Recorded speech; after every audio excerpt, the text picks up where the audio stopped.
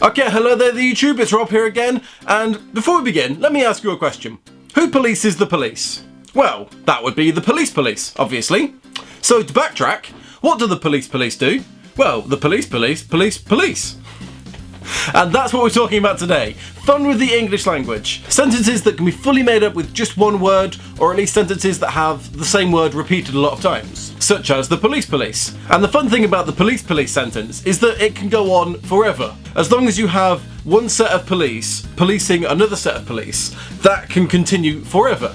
So you have the police. So who polices the police? Well, that would be the police. So what do the police do? Well, the police. Isn't the English language fun? So, aside from the police sentence, what else do we have? Well, you may have heard this one. This got quite big on the internet a few years ago. But you have buffalo. Now, how does that work? There's three different uses of the word buffalo there. There is buffalo the animal. I think they're like cows. I don't really know. We don't have them in the UK. They have them in America. So you have buffalo. That's one kind of use of the word buffalo. Buffalo also can mean a place in America. And I don't know if you get buffalo from buffalo, but let's just, for the sake of argument, let's say you do.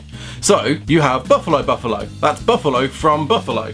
Buffalo also can be used to mean to confuse, to bamboozle, to buffalo somebody. Now that's quite an old word. I don't know many people that use it anymore, but it is a real thing. It is a real word. It does mean to confuse. So, you can have buffalo to mean buffalo from buffalo, confuse, or buffalo, other buffalo from buffalo. The first example of this I ever heard, my dad told me a few years ago as a kind of fun joke kind of thing. In the UK there is a lot of pubs called the Dog and Duck. I'm not entirely sure why, but it is a thing. We have lots of pubs called the Dog and Duck. So he told me this story about a man that owned the Dog and Duck, and he wanted a nice new sign for outside the Dog and Duck. So he had a sign man come round and he had three signs, dog and duck, and he put them up. And the man who ran the pub came outside and he said, "Oh no, this is all wrong, I hate it, I don't like it. All the spacing is wrong, it's terrible, I hate it." And the guy who did the signs goes, "What? No, shut up, it's perfect. Dog and Duck, it's brilliant, £1,000. And the bloke goes, "No, it's wrong, I hate it, it's terrible."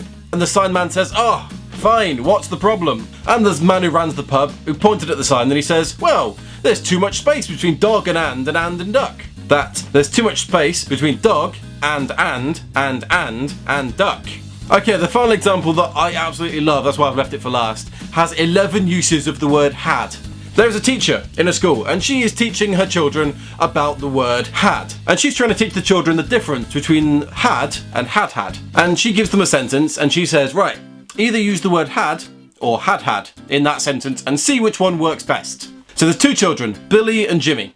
And Billy and Jimmy both fill in their answers and give them in to the teacher. Billy, well, Jimmy had had a better effect on the teacher. English is so much fun that you can use sentences like this with the same word repeated, and yet the sentence still makes full grammatical sense. It is fantastic. Anyway, that was just a quick video about something I wanted to talk about because I thought it was funny. If you enjoyed this video, please click like, and if you like my stuff, remember to click subscribe. I would really appreciate it. And I'll see you in the next video about something else. Cheers now, I'll see you soon.